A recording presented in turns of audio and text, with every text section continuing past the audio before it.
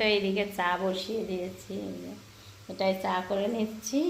আর এদিকে মেয়ে পেঁয়াজি করছে। এই পেঁয়াজি ভাজছি। এমন সাদা সাদাটে হলো কেন? কালার হয়নি কেন? হলুদ দিইনি, ওই কালারিং হলুদ খাবার থেকে না খাওয়া ভালো। হলুদ ছাড়া? হ্যাঁ, মনে হচ্ছে অনেক মুসমুসে। সারাদিন লোককে হেলদি হওয়ার জ্ঞান দিয়ে নিজে আমি পেঁয়াজি বানিয়ে খাচ্ছি। বলে রান্না করলে নাকি কি রান্না থেরাপির মতো কাজ করে। আমার পেটে ব্যথা করছে, তাই আমি রান্না করছি। এই প্রথমবার বানালি পেঁয়াজি? হ্যাঁ, সেদিন মা বানিয়ে খেয়েছে, খাইয়েছে নিজে। নিজেকে শিখতে হবে তো, কে বানিয়ে দিয়ে যাবে ইচ্ছা করলে?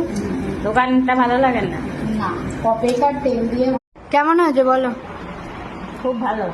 তুমি আগের দিন করেছিলে, পরশু দিন, তার থেকে ভালো হয়েছে না খারাপ? তার থেকে ভালো হয়েছে। তাহলে দেখলে পেঁয়াজি কিভাবে করে?